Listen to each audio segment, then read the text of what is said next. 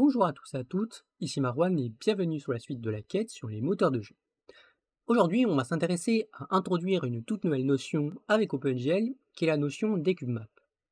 On verra également dans cette vidéo l'affichage de Skybox et on verra ce qu'est une Skydome permettant de pouvoir faire des cycles jour-nuit de manière procédurale dans le fragment shader. Alors, donc c'est parti pour cette petite présentation sur ce que sont les cube maps. Donc les cube maps, c'est une texture spéciale dans OpenGL permettant de pouvoir définir 6 layers, donc 6 sous-layers en une même texture. Donc ces 6 layers seront les layers appliqués à un cube, qui seront les faces arrière, les faces avant, les faces du bas, la face du haut, la face de gauche et la face de droite. Et ces 6 layers pourront être appliqués à la fois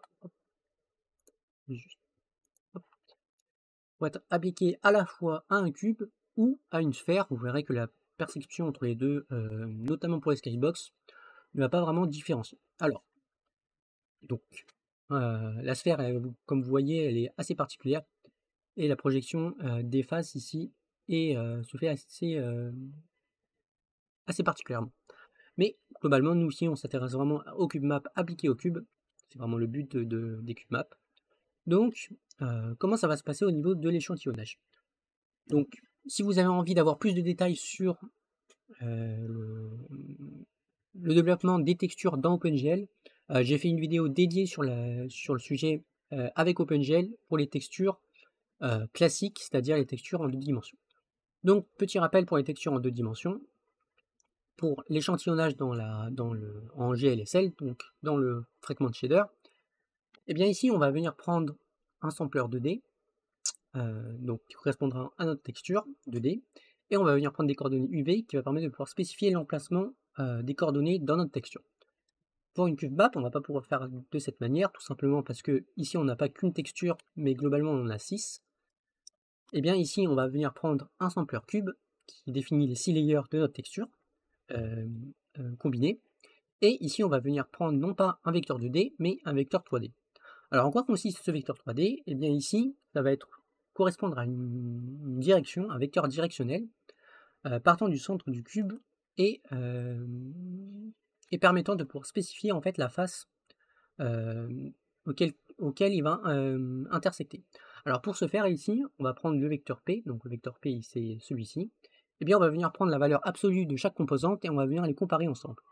Pour pouvoir sélectionner la face adéquate, ici on va venir prendre la plus grande valeur absolue, et une fois qu'on a pris cette plus grande valeur absolue, on va venir vérifier le signe de cette valeur. Donc par exemple, si ici on a la face right, donc Px ici en valeur absolue est supérieur à Py, et qui est supérieur à Pz.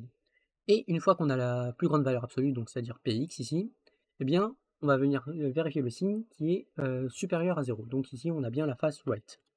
Donc là, ici, dans ce cas-là, si on avait un vecteur directionnel de cette manière-là, eh bien on aura la face right ici. Alors, une fois qu'on a sélectionné la face, eh bien on va pouvoir calculer les coordonnées UV associées, et on va le faire de cette manière pour chaque face, en fonction de la face associée. C'est comme ça qu'on va procéder. Petit rappel, juste dans Paint, hop, prendre une cube map. Alors pour les cube maps ici, le point d'ancrage ici pour les coordonnées UV se fait à partir d'ici, et ici on aura V, et ici on aura U. C'est comme ça qu'on, pour chaque face, en fait, ça va être fait de cette manière-là. Ça aura une petite importance, contrairement aux textures classiques qui est ancrée en bas ici. Hop, comme ceci. Donc là, il faut bien l'ancrer ici. Ça aura une petite importance quand on va venir charger les textures et les envoyer au OpenGL. Alors ça, c'était pour l'explication des cube maps. Hop, maintenant on va juste... donc globalement, j'ai fait une petite présentation assez rapide sur les cube maps, mais ici dans cette vidéo, on va plus s'intéresser au code et on va venir implémenter notamment les cube maps. Donc ici, alors, j'ai créé une petite classe cube map. Donc je vous rappelle que les cube maps, comme j'ai dit, c'est une texture spéciale. Donc ici, on a bien une cube map qui va venir hériter de texture. Et dans texture, eh bien, c'est globalement, ça va pas fonctionner différemment de la dernière fois, donc dans la vidéo sur les textures. Et globalement, en fait, j'ai juste décomposé maintenant. Donc texture, c'est la classe mère, et j'ai décomposé mes textures avec différentes sous-fonctions ici, permettant de spécifier des classes pour les textures 2D et pour les cube maps. Alors, en quoi ça va consister cette classe? Donc, hop, si je vous rappelle texture 2D, j'ai juste modifié. Là, c'est pour les maps, donc associés aux textures. Et on a juste maintenant un type, mTexture type que j'ai créé, et qui va venir prendre default c'est texture 2D, cube map, c'est cube map. Donc c'est les énumérateurs dans OpenGL qui vont être utiles pour pouvoir initialiser la texture. Alors, donc, pour pouvoir créer notre cube map, eh bien on va le faire comme avec les textures 2D. Donc je vais revenir sur la classe texture mère. Il faut toujours créer un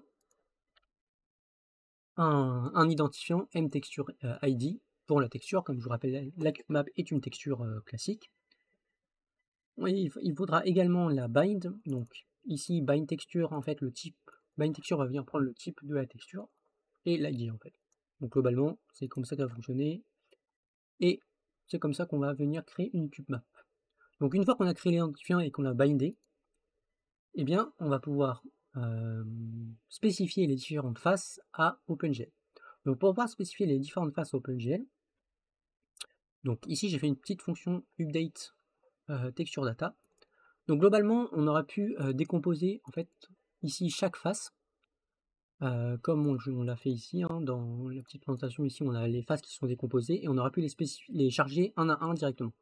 Moi globalement, ce que je préfère faire, c'est charger directement toute l'image ici et on va venir en fait parser à chaque fois la face sélectionnée. Alors en réalité, il existe plusieurs, hop, on va faire comme ça. Il existe plusieurs manières de pouvoir définir une cube map.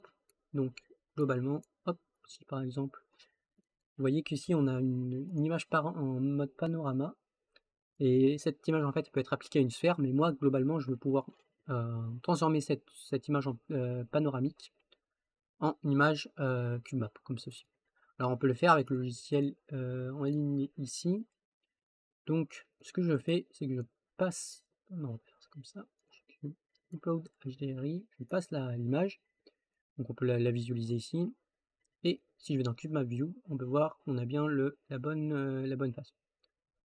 Hop, donc si je fais Save, ensuite on peut sélectionner le layout qu'on souhaite, donc en vrai on peut soit le faire comme ceci, soit comme ceci, soit comme ceci, et vous verrez que des fois on a par exemple dans le moteur de jeu Unity, il gère aussi d'autres formes comme la forme verticale comme ceci. Bon, globalement j'en ai géré qu'une pour le moment. Et moi, je vais me contenter de cette version ici. Donc, cette version ici. Donc, comme pour les textures 2D, eh bien, je vais venir spécifier le pass ici. Je vais venir charger d'autres textures. Donc, ça va me renvoyer des datas. Et ces datas, si c'est pas nul, eh bien, je vais la spécifier update texture data. Et ici, donc, comme on va spécifier en fait les différentes faces pour OpenGL, eh bien, en fait, OpenGL, dans la fonction GLText image 2D, qu'on a déjà utilisé pour les textures 2D, eh bien, en fait, on va pouvoir spécifier une face. Donc, les faces ici, dans OpenGL, les énumérateurs, ça sera les énumérateurs suivants. Pour chaque face, on a les faces positives, faces négatives, faces positives, négatives, positives, négatives. Si vous voulez exactement à quoi correspondent ces faces, eh bien, je les ai mis ici. C'est moins Z, plus Z, moins Y, plus Y, moins X, plus X. Donc, c'est à quoi correspondent ces valeurs-là. Et je spécifie la phase, et ensuite je lui envoie les données ici. Et les données ici, que je récupère avec une fonction getSubData, c'est ma fonction qui va permettre de pouvoir en fait spécifier pour une image donnée ici d'une cube map, spécifier en fait l'emplacement dans lequel je veux charger. Et globalement, j'ai juste parsé en fait tous les données. J'ai également rajouté deux petits booléens si je souhaite en fait inverser à chaque fois les faces de haut en bas et de bas à droite. Globalement, comme je vous ai dit, dans Paint, l'ancrage ici ne se fait pas ici, mais il va se faire hop, juste au-dessus, ici. C'est pour cela que ici j'inverse en horizon j'inverse en Y et je le fais pas, partir de ici, mais je le fais partir de ici. Donc c'est pour ça qu'ici j'ai inversé en Y, pour inverser la léonique. Alors du coup, une fois que j'ai cherché à chaque fois les données, eh bien, bah, je vais spécifier la valeur ici. Hop, je me remets comme ceci. Donc je spécifie la valeur ici et ensuite, bon, bah, pareil, je spécifie différents paramètres. J'ai rajouté le gel texture wrap R, tout simplement parce que, vu que le sampling demande ici, je vous rappelle, une valeur en 3 dimensions et plus en 2 dimensions, et bien on va juste spécifier en fait la valeur R. Et sinon, comme paramètre par défaut, je les ai mis ici, donc le filtreur de minification, je l'ai mis en trilinéaire et le filtre de magnification, je l'ai mis en bilinéaire. Donc globalement, je vous rappelle que trilinéaire, c'est gel linéaire, bitmap linéaire. Et binaire, ça va correspondre à gel linéaire ici. Donc c'était la petite spécification pour les paramètres par défaut. Et pour les paramètres de wrapping, donc d'emballage, je les ai mis sur Clamp to Edge. Et tout simplement parce que pour des raisons de précision, donc Clamp to Edge, ça va faire en sorte que si par exemple mes coordonnées UV, je vous rappelle ici, ceux-là là, par exemple, si sont supérieurs à 1, et bien en fait ça va juste prendre le pixel qui se trouve au bord et ça va venir clamp au bord, quoi. Donc c'est tout simplement comme ça. Donc Clamp to Edge, je rappelle, c'est l'énumérateur GL Clamp to Edge. Moi j'ai juste mis mes propres énumérateurs. Et voilà, c'est à peu près tout. Donc je les ai fait pour chaque face, le depth, le horizontal et le vertical. Depth ici, ça correspond au wrapping R ici. Et puis après, bon, je l'ai fait comme je génère quand même les maps ici. Et je renseigne l'anisotropie. Globalement, je vous rappelle que je l'ai remplacé en fait ici toutes les fonctions. À chaque fois qu'il y avait OpenGL, en gros, le gel text paramétrie prend un texture type pour pouvoir spécifier soit la cube map, soit spécifier gel texture 2D, soit gel texture cube map. Donc ça, c'était pour la cube map. Globalement, c'était à peu près tout pour les cube maps sur OpenGL. Et ce qui va nous intéresser ici, c'est vraiment les shaders. Et je vais vous montrer pas à pas comment on va procéder. Alors, comment on va afficher dans notre cube map. Donc là, c'est bien beau. Du coup, maintenant, on a bien notre cube map dans une classe séparée. Donc, on va venir. Donc, je ferai un petit rappel sur ce qu'il y a dans ma scène pour le moment. Donc, j'ai créé juste une scène vide, hein, rien du tout. Et on va venir charger les assets et on va venir afficher notre cube avec la cube map. Donc voilà qu'on va procéder. Alors, hop, je vais zoomer. Hop. Donc, init asset, on va venir globalement en fait charger la cube map qui se trouve ici et on va venir la charger. Donc, qu'est-ce qu'on va faire? Donc, cube map. Hop. Bien. Hop. Cube map. Donc, la cube map, est-ce qu'elle est ici? Ouais, de toute façon, asset manager. Hop. Donc la cube map, et ma texture même, égale asset manager, la cube map. Ici, on va venir passer le chemin. Donc le chemin, ça va correspondre hop, à alors asset. Donc asset, et on va juste prendre ceci. Hop. Et donc ça c'est le pass. On va lui mettre cube map texture. Donc la cube map, c'est juste, j'ai juste fait une petite fonction qui va juste créer en fait la cube map. Ici, ça crée la cube map et ça va l'ajouter dans le tableau d'assets, juste après comme on avait fait pour les textures, juste ici. Donc voilà. Donc ça va juste créer une cube map en spécifiant le pass. Hop, donc juste on va lancer. il n'y a pas eu de problème de chargement, donc c'est bon. Hop. Du coup, une fois qu'on a notre cube map, eh bien, on veut pouvoir créer un shader associé à cette cube map. Alors pour ce faire, on va venir donc créer un shader. Hop, donc ça, on va pas aller là. Hop, on va aller ici. Tac. Map, hop, hop, on va aller dans Assets et on va créer un shader. Donc nouveau, on va les dupliquer, ça sera mieux. Donc on va prendre les shaders. Le vertex default, on va prendre. Quel on va prendre? Ouais, celui-là par exemple. Mais si on l'utilise pas, de toute façon, on va prendre celui-là. Hop. Donc, on va mettre map shader. Map shader. Hop. Et pour le vertex, pareil. Map shader. Et on va faire quelque chose de tout simple. Hop. Donc, là, c'était nos shaders de Bing Pong. Et bien, on n'aura pas besoin de tout ça. Donc, on va commencer par le vertex shader. Donc, pour le vertex shader, on aura besoin, hop, uniquement ça. Hop, uniquement ça.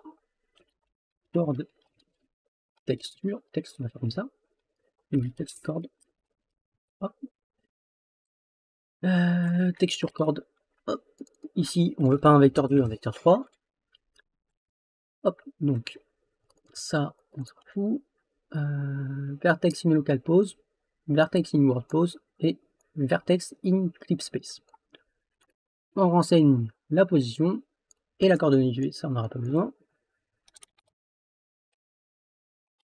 Et la coordonnée UV ne sera pas définie en fait avec des UV associés à chaque vertex, mais cette fois-ci, on va directement récupérer la position en world pose. Ici, vertex in même vertex in local pose plutôt. Hop. Permettant de pouvoir définir hop là l'orientation du cube. Alors, globalement, tac tac tac, vertex in world pose. Vertex in local pose, on va passer ça, hop. On va pas mettre ça parce que c'est un vecteur 3 qu'on demande. Donc, hop, directement on va faire ça en fait. Voilà. Hop. Comme ceci. Donc appose X, appose Y, appose Z. Donc là c'était pour le vertex shader. Hein. Vous voyez que c'est pas compliqué, c'est assez simple. Et pour le fragment shader, donc on va juste supprimer tout ce qu'on avait mis là. On n'en aura pas besoin. Hop. Je viens jusqu'en haut. Hop. Donc on va mettre pas de color. Ici, on va mettre texture chord. C'est un vecteur 3. Et globalement, on n'aura pas besoin de tout ça. Et on aura besoin. Donc je vous rappelle que c'est ce qu'on a besoin, c'est un sampler cube. Donc on va mettre sampler cube. Et on va mettre cube map. Cette cube map, hop, on va faire texture cube map. Et on va venir prendre les coordonnées de texture. Texture coordonnées. Hop. Vu qu'on est en frag color. Et c'est à peu près tout. On n'aura pas d'autres fonctionnalités pour les cube map. Pour ce petit test de cube map. Alors, donc, là on a bien notre shader. On va venir charger le shader. Donc, shader map, donc, shader, asset manager, create shader, comme ceci. On vient mettre un nom, donc je vais mettre cube map shader, et on vient spécifier le vertex shader et le fragment shader. Donc, si je vais là-dedans, hop, ouais, c'est un cube map shader.frag. Là c'est .vert, et là ça sera .frag. cubemap shader.vert cubemap shader.frag qu'on va lancer.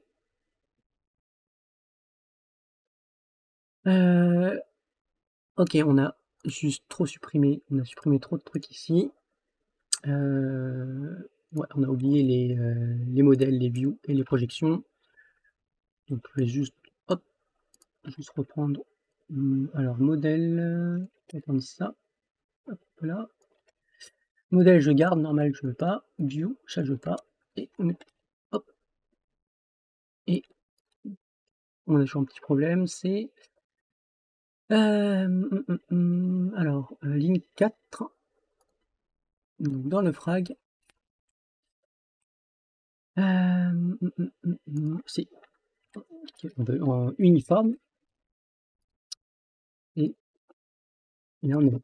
Ouais, donc hop, juste la valeur, on veut bien une valeur uniforme.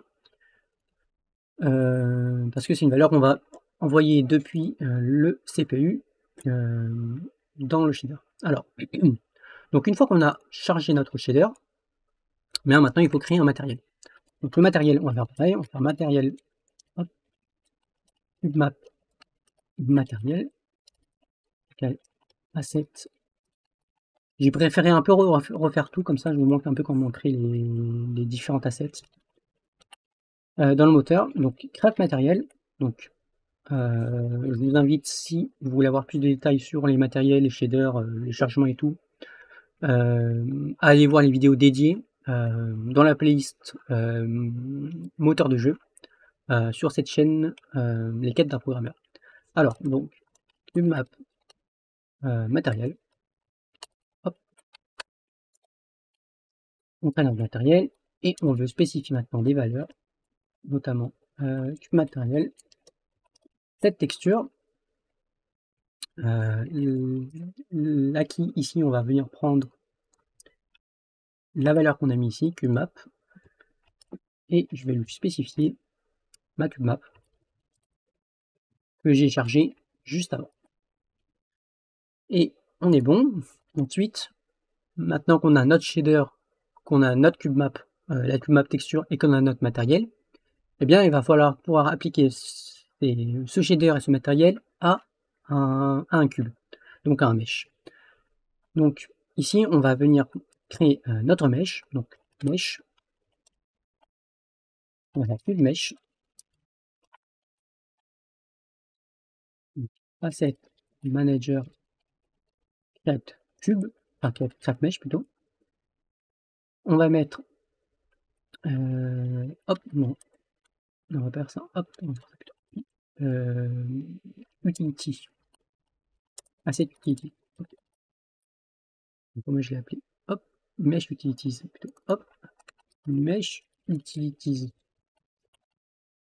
Create cube ici, et on va lui passer un nom. Donc on va mettre cube mesh. Et on veut une size, on va le mettre en 0,5 par exemple. Ou même en 1. Hop. Donc create cube, ça va créer un cube de dimension 1. Et on est bon. Donc là on a tous nos assets pour pouvoir créer notre entité et associer ces différentes assets. Donc l'entité, on va la créer comme ça. Donc entity cube map entity est égal à, je l'ajoute dans la scène, donc là j'ai mis obj loader, d'ailleurs c'était plus la peine de l'appeler scène, hop, on va faire comme ça, scène, j'ajoute dans la scène, hop, create entity, je crée une entity, qui sera une entité vide pour le moment, et à cette entité, je vais venir lui ajouter différents composants. Donc, ce qui va nous intéresser ici, c'est un mesh renderer.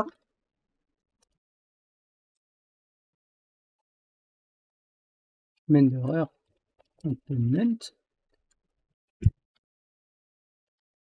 Hop, add component. Et je veux mon mesh renderer component. Donc, une fois que le mesh renderer component, eh bien, je vais pouvoir lui associer une position. Donc, set world position. Donc, on va le mettre, on va le décaler un peu, ça, en 0 par exemple. On vient lui spécifier un mesh et asset manager get asset, donc un mesh, et je lui passe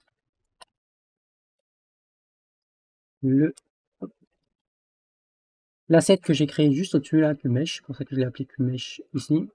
Donc je mets avec le même nom. On lui passe un shader également. Le shader c'est CubeMap shader. Hop. Et je lui passe un matériel, cet matériel qui est CubeMap matériel. Hop, ici matériel. Hop. Et normalement on est bon. Donc si je lance, j'ai bien le CubeMap avec le cube affiché avec la CubeMap associée. Et donc on est bon.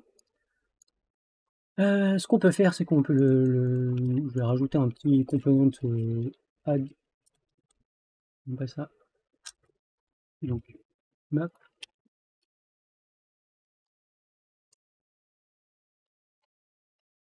Rotator component qui va venir le faire tourner, hop, sur lui-même.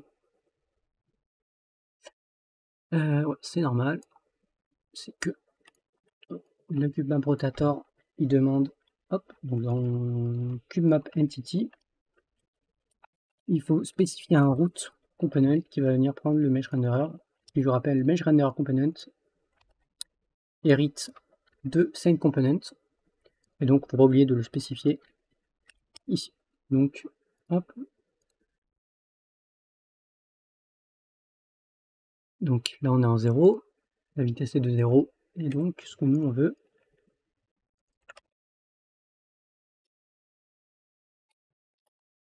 rotator.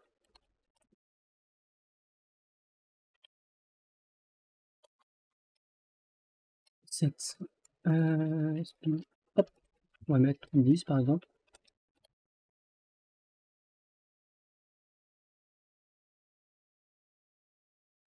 Alors.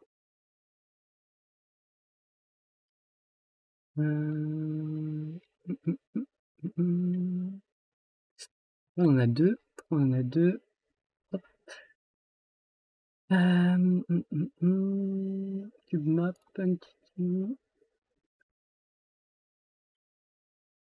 Ouais, du coup, la petite erreur, c'était qu'il fallait rajouter ici true. Donc, pourquoi true? C'est parce que ici, on dit qu'on l'ajoute à la scène. Et pour le moment, j'ai fait ça comme ça, c'est juste pour différencier le fait d'ajouter un composante depuis au monde, ajouter le composant au monde ou ajouter la composante dans une scène en particulier. Et c'est pour ça qu'ici, avant, on avait un duplicata du mesh. Donc là, je vais remettre 10. Et quand je lance, hop, donc on a bien la rotation qui se fait du cube. Alors, donc c'est bien beau, avoir une cube map associée à un cube, pas forcément le plus intéressant. En tout cas, directement, ici, on aura pu juste afficher un cube de manière classique. Nous, ce qu'on souhaite ici maintenant, et ce qui sera intéressant ici, c'est d'utiliser les cube maps pour notamment afficher une skybox. Alors, une skybox, qu'est-ce que c'est? Donc, une skybox, c'est un cube, globalement, qui va être, hop, si par exemple, true, cette world position, on va le mettre, là, c'est un cube qui va venir en fait s'enrouler tout autour de la caméra, et en fait qui va être positionné là où la caméra est positionnée. Donc si je mets à la position, cette world position, donc 1, -10. On va désactiver la rotation, on n'a pas besoin pour le moment. Hop.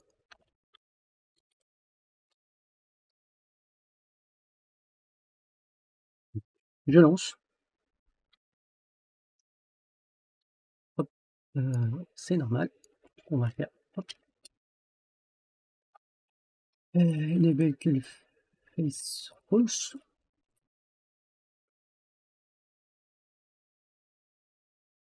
Donc, vous voyez que ici, on a notre skybox qui est enroulé tout autour de la caméra. Alors globalement, ici il y a des petits soucis, c'est que si je recule, bon, on voit bien que je suis à l'extérieur et que c'est pas forcément ce qui nous intéresse. Donc nous ce qu'on souhaite c'est, même si on bouge, que la skybox continue à nous suivre. Alors on a différentes manières de procéder. Donc une manière simple serait de, peut-être par an, de placer la cube map en enfant de la caméra par exemple. Donc ce qu'on pourrait faire, hop, ici, peut-être par an. Vous verrez que ça fonctionnerait pareil, sauf que il y aurait problème de la rotation. Donc là, je me déplace bien, mais globalement, quand je tourne, je ne peux pas tourner, quoi. Donc, on aurait pu faire un système de lock uniquement de la translation et pas de la rotation. Mais globalement, c'est pas comme ça qu'on va fonctionner.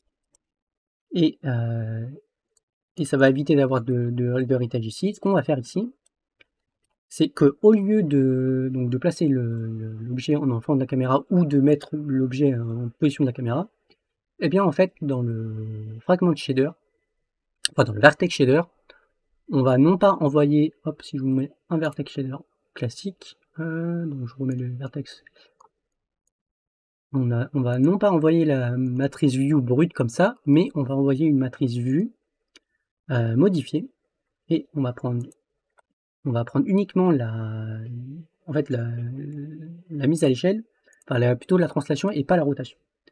Donc si je vais dans ma caméra, j'ai fait une petite fonction, hop, donc la matrice vue c'était celle-là, donc c'était la scale ici 1, 1, moins 1, multiplié par l'inverse de la rotation, multiplié par l'inverse de la translation. Et nous, ce qu'on veut maintenant, c'est avoir uniquement la rotation, mais pas la translation. On va tout simplement enlever la translation. Ici, avec une fonction viewMatrice without translation. Et dans mon mesh renderer, j'ai fait un petit booléen qui est qu'on peut dessiner un objet avec une matrice de vue sans translation. Et globalement, si je vais dans hop, draw, quand on cherche à récupérer la matrice de vue, ici, eh bien, je vais juste comparer, soit si je veux la translation, eh bien, je mets la matrice classique de vue, et si je ne veux pas la translation, eh bien, je ne mets pas la translation. Donc, on va activer ce petit booléen. On va le mettre, pour le moment je l'ai mis en brut, mais ça serait mieux de mettre une fonction. Et globalement, on aura des optimisations à faire également pour le mesh renderer par la suite pour éviter de recalculer en boucle les matrices.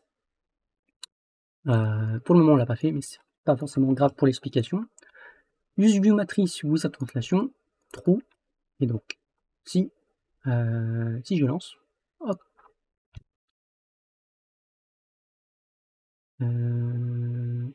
ouais, donc on remet à 0.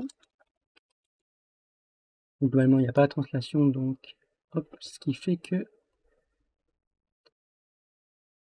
là, hop, et donc, ouais d'ailleurs, ouais, c'est que le mesh renderer a été décalé, donc nous on ne veut pas le décaler. Et une fois qu'on a ça, du coup là on a bien notre skybox, hop, comme ceci. Donc ce que je vais faire, c'est que au lieu de hop, on va juste dupliquer. Donc ça on va mettre en 0, on va mettre en 1, je vais enable la rotation. Voilà, comme ça. Et ici on va mettre skybox. Skybox. Hop, on va mettre en 0. On n'a pas besoin par défaut. Cube mesh toujours. Je rappelle M use hop, égale true. Donc on va donc Skybox Entity, j'ajoute ici. Ça je veux pas le faire tourner. Mesh renderer. Donc, globalement, hop, si je lance comme ça, hop,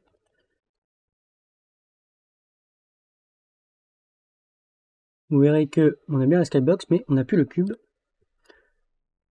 Tout simplement parce que là, la Skybox, elle est dessinée, peu importe. Elle est dessinée en fait par-dessus le cube. Nous, ce qu'on veut, c'est que quand je dessine la Skybox,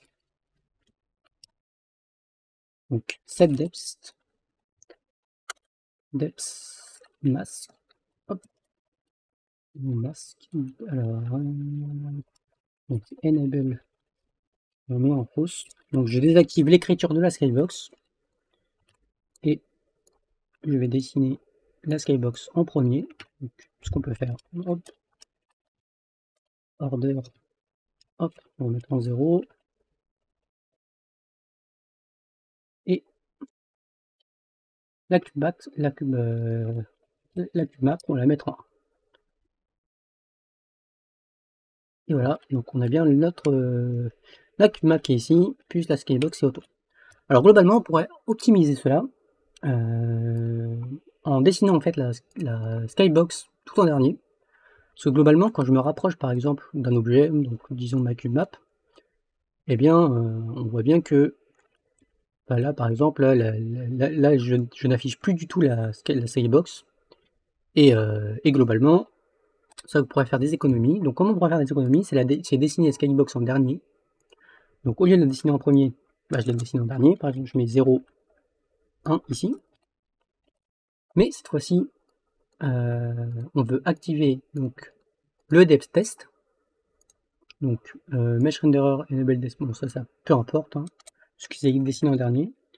Et on veut vérifier que less, alors, set depth test func. Donc, du coup, on va spécifier la fonction depth-test en gel less. Donc ça sera hop, depth-test func less. Et on va pas mettre en less, tout simplement parce que si je mets en less, hop, si je laisse en less, si on met en lay equal, nous ce qu'on souhaite c'est que quand on veut dessiner notre skybox, on veut la dessiner en fait tout au fond du depth buffer. Et pour ce faire, ce qu'on va faire, c'est qu'on va venir donc, reprendre notre cube map shader verte ici. Eh bien, on va en faire une alternative. Hop. Hop. Donc, on va mettre skybox shader comme ça. On va faire aussi comme ça. Skybox shader. Hop. Et bien, dans Skybox, on va venir en fait faire en sorte que la Skybox soit destinée le plus loin possible, c'est-à-dire tout à la valeur maximale du depth buffer. Et pour ce faire, on va tout simplement changer Z ici par W, car comme je vous rappelle que le passage de vertex en espace de clip, eh bien ça va se faire, il y a un changement qui va être fait en espace NDC, et pour passer de l'espace de clip en l'espace NDC, on va venir diviser chaque composante X, Y, Z, W par W, par la dernière composante, et globalement, en faisant ça, ça va faire en sorte que la valeur Z en NDC Z, juste un exemple, hein, commentaire, hop, NDC Z va être égal à, ici, vertex divisé par vertex bleu. Donc ça va être égal à ça, et ça va être égal à 1 du coup. Et donc c'est pour ça qu'on va faire ça comme ça. On n'oublie pas dans Word de mettre Skybox, shader. Globalement c'est la même, hein. Je mets juste Skybox shader. Hop, ici on va mettre Skybox shader. Et ici on va mettre Skybox shader. Même si le fragment de shader ne va pas changer. On va faire pareil, on va créer encore un nouveau matériel, comme ça on est cohérent. Skybox matériel, hop, Skybox matériel, Skybox matériel, la cuba, bon, on va quand même garder la même texture.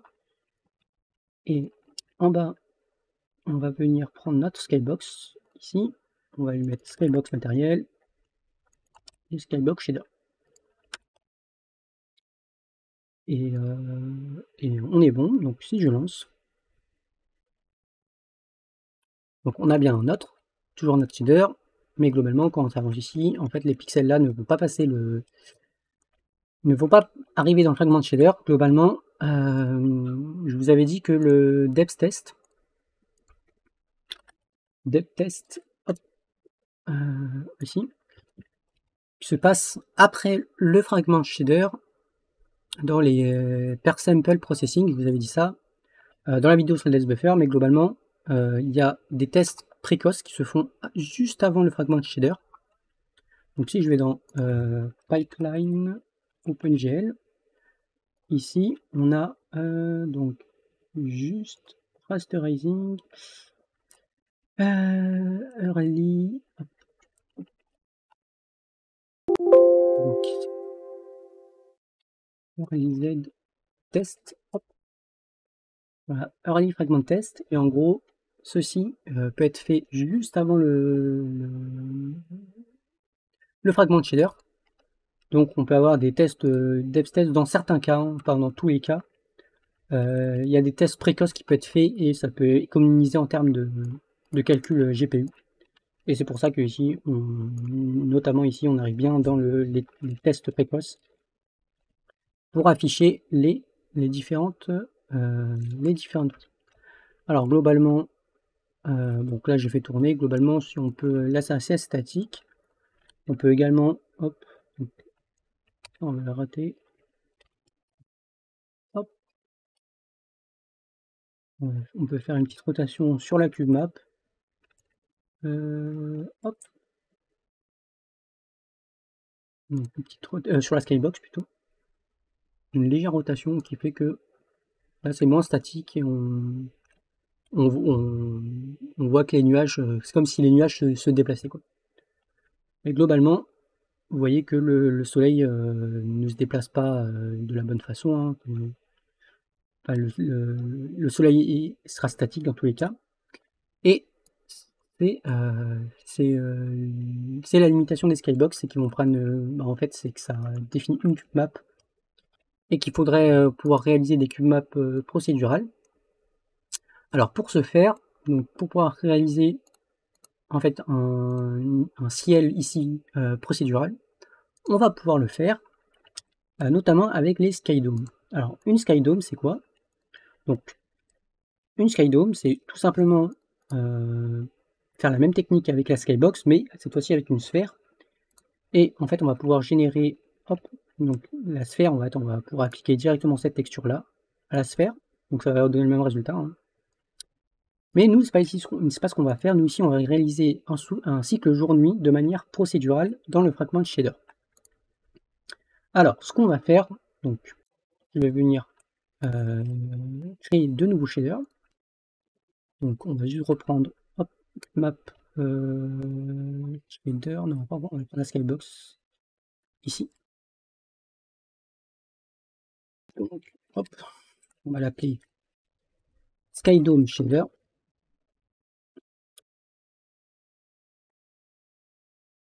Alors, skydome shader, skydome shader aussi.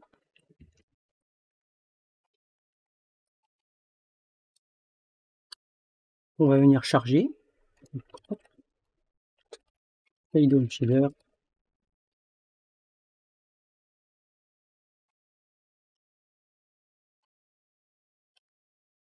Donc on y est, on va créer aussi le matériel en question.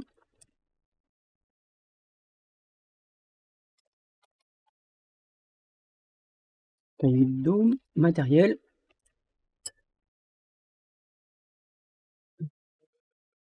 Hop. On va créer la Skydome. Scaling Entity. Donc cube mesh, ça sera pas un cube mais une sphère cette fois-ci. Mesh.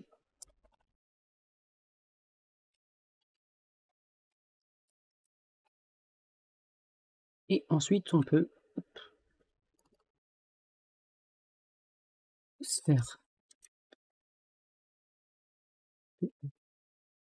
mesh. Bon, pas la peine de faire tourner. Hop. Skydome matériel.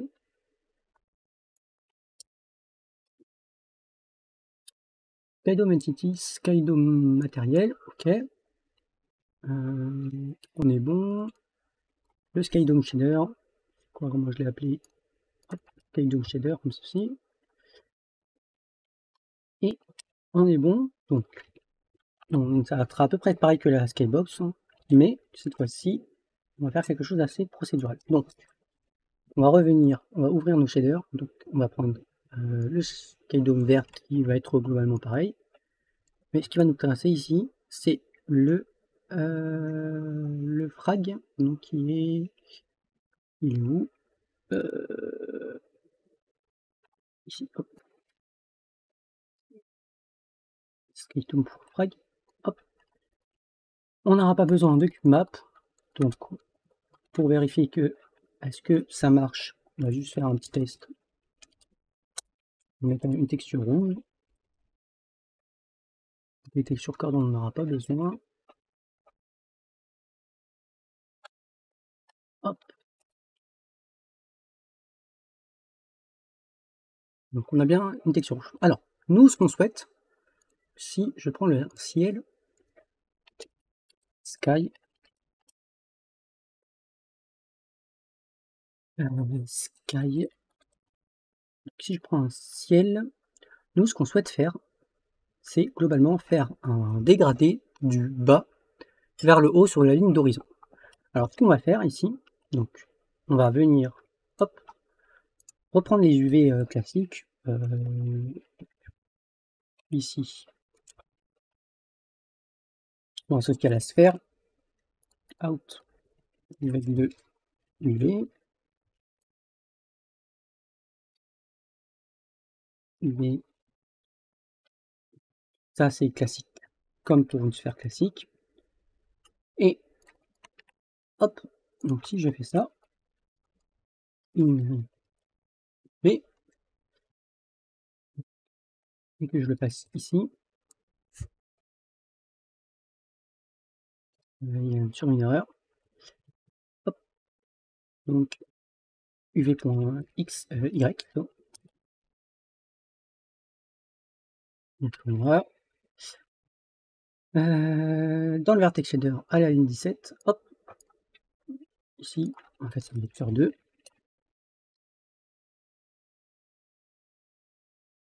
Voilà, on a bien un dégradé. Globalement, par contre, là on a un dégradé, mais par contre là c'est comme si c'était une box. Donc on va modifier ça. Hop, je reviens dans World. Donc nous, ce qui nous intéresse, c'est pas une box, comme je dis, mais une sphère. Et dans sphère, on n'a juste pas appelé la bonne fonction. Donc, create sphère. On veut un radius.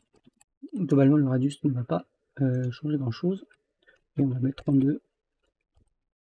Alors, ring 16. On va mettre 32 segments, 16 lignes.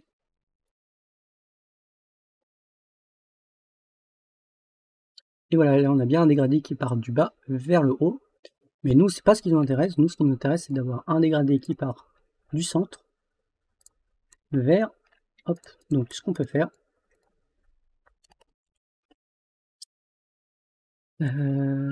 hop, si je fais par exemple, on va faire plusieurs étapes.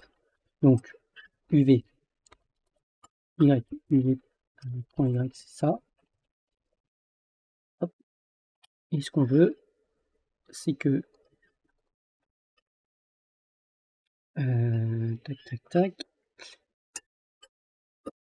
c'est que ça part de 0, c'est tout en bas, à 0,5, nous on veut que ça parte de 0,5 à 1. Donc ce qu'on peut faire, moins 0,5,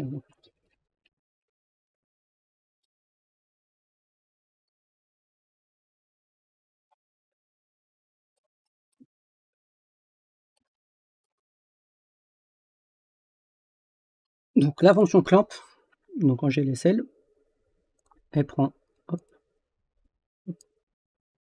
ça, tac, on s'en fout. Donc en GLSL, elle prend une valeur, la valeur minimale, la valeur maximale. Donc nous ce qu'on veut là, hop,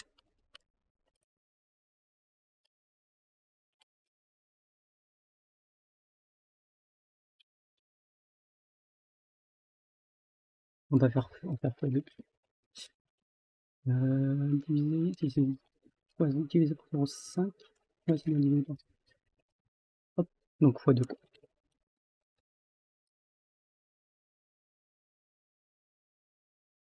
Et là, donc, ouais, donc là, la sphère a inversé. Hop. Donc, juste à faire en fait 0,5, bah, divisé par 0,5 en fait, juste UV divisé par hop, x2. On va faire ça. Le truc. Donc, on est rouge tout en bas et ça va jusqu'au noir tout en haut. Voilà. Mais là, c'est pas ce qu'on veut. Nous, ce qu'on veut, c'est avoir une couleur A qui va vers une couleur B. Donc, on va faire color B4. Hop. Color A. Disons du... Par exemple, on va prendre... Hop, j'avais mis des petites... hop, ça. Ce site-là, il y avait des petits dégradés intéressants.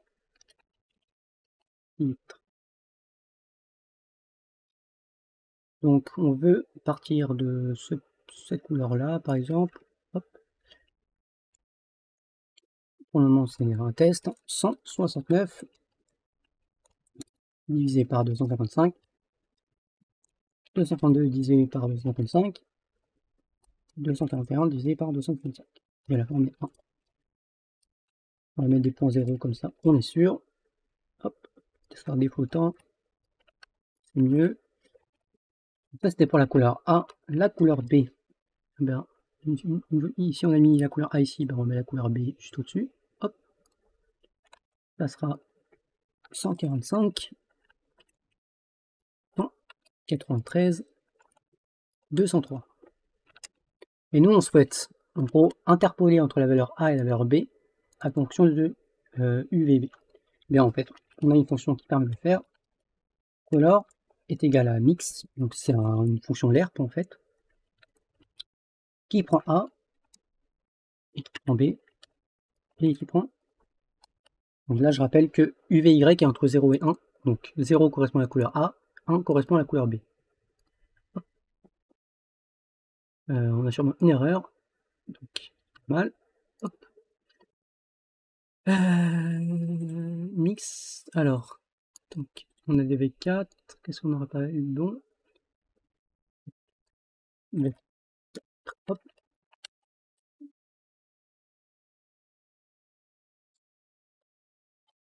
On n'oublie pas aussi de passer la couleur, hein, sinon ça ne risque pas de marcher. Hop.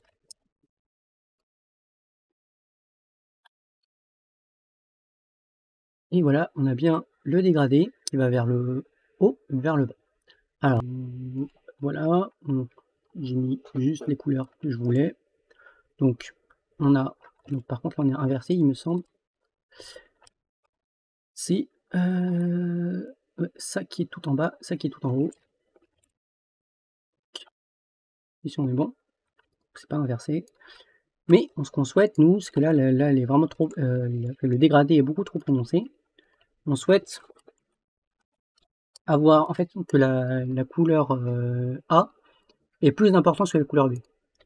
On va faire un petit, hop, Donc, taux de UVY. Si je mets 10 par exemple, on va tester avec des couleurs assez différentes. Donc, on va mettre du rouge. Un rouge bien prononcé. Hop. Donc, si je lance, il y a des erreurs. Hop. Color B, ouais, ça. Voilà. Donc, là, on voit bien que le dégradé du rouge est vers le bas. Et globalement, c'est ce qu'on souhaitait avoir. Et nous, donc, on va revenir sur la couleur que j'avais avant. Là, hop. Et voilà. Donc là, on a bien notre dégradé qui va vers le bas, vers le haut. Alors, ce qu'on souhaite, donc, une fois qu'on a ça, on souhaite maintenant avoir un soleil qui puisse se décaler de la droite vers la gauche. Donc, ce qu'on va faire, hop. Bon, pour le moment, là, les valeurs, ils sont en dur, hein, mais il faudra les mettre en paramètres d'entrée en uniforme dans le shader fragment shader. Donc ce qu'on va faire, on va faire slot size, sun size plutôt, sun size égale 10 par exemple. Et en fait, on va prendre une direction. Donc par exemple, je souhaite que le soleil éclaire. On va dire il est à midi, donc il éclaire vers le bas. Donc sur Paint par exemple, hop, je vous dessine hop, on va dire que le soleil éclaire comme ceci. Donc là, ce sera le soleil, il va éclairer comme ceci. Donc fan direction, ou light direction, c'est pareil, light direction, c'est mieux. Hop, on va mettre en vecteur 3. Light direction.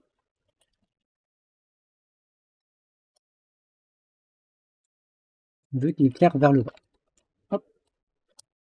Donc ça c'est la light direction. Et on souhaite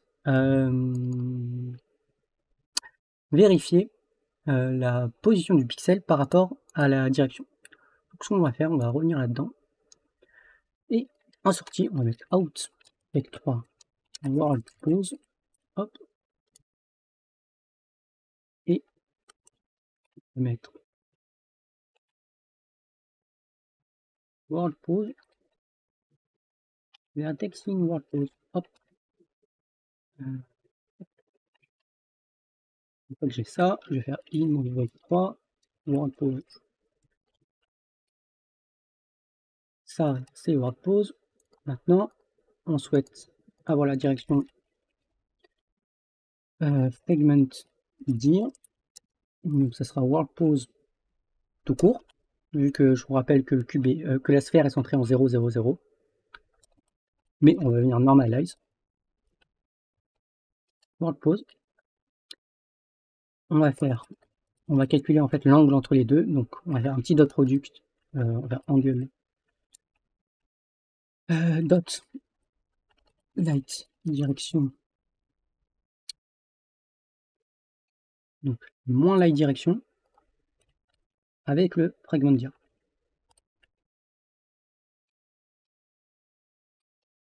Et ensuite if hop. Donc, là on a le dot product. Pour avoir l'angle exact, c'est ACOS. On pourra faire des simplifications, une petite optimisation. Et si angle est inférieur à sun size, eh bien,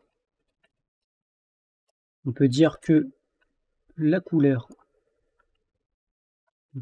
parce que la couleur bleu, on peut dire que la couleur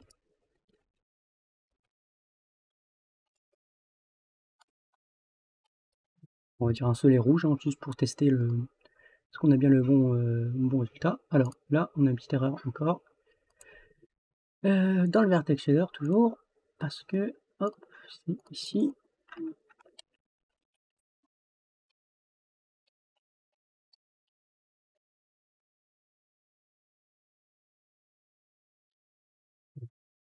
Ça a marché, là on est tout en haut. en rouge, donc ça veut dire qu'on est tout le temps ici. Alors, ouais, ok. Il faut juste que je convertisse, donc c'est pas ABS, hop, et que je convertisse ça en radian, donc dec to rad, hop, et ça, c'est bien 10, mais par contre, hop, on va mettre comme ça.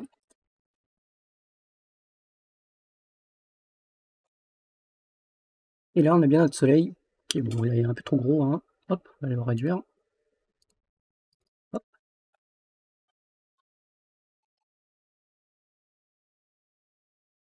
Et voilà. Alors là, le problème, c'est que là, le soleil, il est assez brut, et on voit les contours. Nous, il faut un truc un peu plus smooth. Et pour ce faire, on va arrondir. Donc, ce qu'on va faire, c'est que au lieu de tester ici l'angle sun size, ce qu'on va faire, c'est que smooth value est égal à smooth step. C'est ça, c'est smooth step. Hop. GLSL smooth step. Ouais, c'est ça. Hop. Donc smooth step, on va venir. Donc ça prend une valeur edge 1 x. Hop. Donc, ce sera toujours entre 0 et 1. Mais attention, on va faire angle moins sun size divisé par un epsilon. Epsilon. Et on veut une petite valeur de smooth. Là, on a mis 3. Si je sais pas moi, 0,4 par exemple. Hop. Donc, ça va permettre de erreur.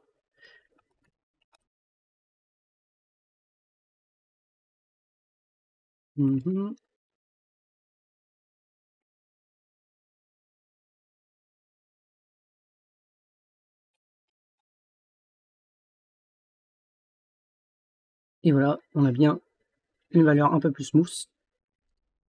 Donc globalement, ce qu'on a fait, c'est ici, on a calculé la valeur smooth avec un petit epsilon ici, hop, pour faire en sorte que donc cet epsilon, c'est la valeur d'interpolation où c'est smooth. Et globalement, c'est comme ça qu'on va interpoler de manière smooth cette valeur. Donc j'avais mis 0,4, ici j'avais mis 3. Là, c'est un peu trop prononcé peut-être, si je mets 0,2. Hop. C'est un peu plus smooth, voilà. Enfin, c'est moins smooth plutôt, mais le rendu est un petit peu mieux. Et globalement, bon, bah, si je veux déplacer le soleil, je peux, hein. Hop. Je peux, si par exemple la direction était en, je sais pas, en 1 par exemple. Donc si c'est éclairé vers le bas, donc toujours en moins, et toujours en moins ici. Hop, on n'oublie pas de normaliser. Donc, globalement, toutes ces valeurs, ça doit être passé en paramètres du shader.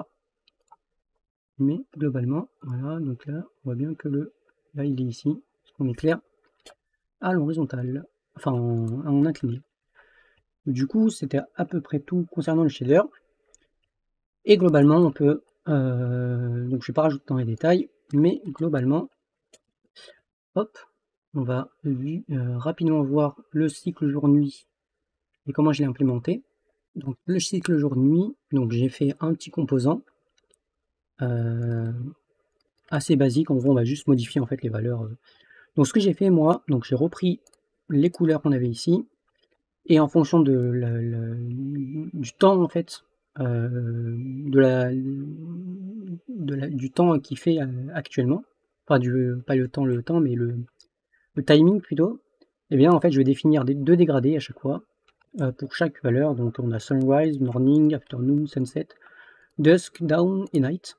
Et j'ai défini des temps, donc le sunrise, ici je les ai mis en normalisé, mais globalement par exemple sur 24 heures, le down il correspond à 6 heures, je sais pas moi, le morning il est vers 10 heures, un truc comme ça à peu près. Donc globalement j'ai mis des temps, ça peut être modifié. Et j'associe en fait ces temps à chaque fois à des valeurs sunrise, color, etc. que je vais venir en fait interpoler en fonction du temps. Donc ce que j'ai fait, donc dans mon composant, SkyDome Cyclone Component, je récupère le temps. Enfin, j'ai un temps qui était initialisé à un certain une valeur, par exemple 16 ici, c'est le cycle de duration, il dure 60 secondes. Donc là, on est à 16 secondes. Donc à 16 secondes, j'incrémente le delta time. Je vérifie est-ce que le temps, est-ce qu'on a terminé le cycle de duration. Si on a terminé, bah, je reset à 0. Donc je refais une boucle. Je normalise le temps de 0 à 1. Et là, je vais calculer les couleurs de départ. Donc start color A et end color B. En gros, c'est pour pouvoir interpoler en fonction, là on a un dégradé, et en fait en fonction de là où on se trouve, si on est entre le sunrise et le morning, bah, je vais interpoler entre les 4 couleurs, donc couleur du haut avec la couleur du haut ici, couleur du bas ici avec la couleur du bas ici, etc. etc. Et après en fonction de si je suis ici, bah, ça va prendre ces deux là, si je suis ici, ça va prendre ces deux là, etc. etc. Donc si je retourne là, là je vais définir mes couleurs. Donc si je suis entre le sunrise et le morning, bah, je définis ces 4 couleurs là. Le temps d'interpolation, eh bien, en fonction de où je me trouve par rapport au sunrise et au morning, ça va calculer une valeur entre 0 et 1, ici. Et ça, c'est je calcule l'angle. Donc j'ai défini que entre le sunrise et le morning, du coup, le morning, c'est un angle de 45, et le sunrise, c'est un angle de 0. Donc on est vraiment à l'horizontale. Donc ça, je définis les angles, etc. Je fais la même chose.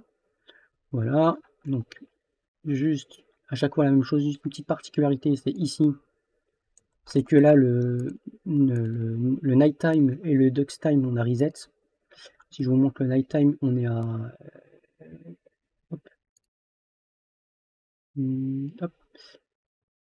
Ouais non, plutôt le dusk-time on est à 0,75 et le nighttime on est à 0,7, donc on n'est plus à 1, donc c'est juste que c'est une petite particularité. Bon, j'ai pas fait un truc super général, mais globalement j'ai fait un truc assez simpliste. Donc dust time c'est ici, donc après là je vérifie que si je suis supérieur à dust time, donc ça veut dire que je suis hop ici, et ça veut dire que je suis entre dust time et 1. Je rappelle que dust time c'est à hop 0,875, donc c'est supérieur à 8,75 et inférieur à 1. C'est pour ça que je fais 1 ici. Et juste après, sinon si je suis juste après en fait minuit, eh bien c'est que je suis en night time ici, donc je fais ça, voilà. C'est les petites particularités, sinon après ça change pas. Je définis les angles si vous voulez avoir les angles. Donc 45 ici. Là c'est entre 45 et 130. Là entre 130 et 180. Là entre 180 et 183. Entre 183 et 270. Et entre 270 et 357. Et entre 357 et 360. Puis après ça va reboucler. Une fois que j'ai calculé donc les 4 couleurs ici, eh bien, je vais les interpoler avec interpolation time ici. Et je définis les couleurs A et couleur B dans mon shader. Donc les couleurs d'interpolation. Ensuite ici, ça c'est le soleil. Donc hop, je récupère la lumière ici que j'ai associée en fait au composant SkyDome Cycle Component. Hop, donc je reviens là-dedans. Et je définis la direction. Donc c'était à peu près tout. Si je vais vous montrer ce que ça donne. Hop, je vais lancer. Donc j'ai rajouté le composant SkyDome Component. Et globalement c'est ça que ça donne. Donc j'ai mon soleil. Il va tourner. Vous voyez que là il y a bien le dégradé.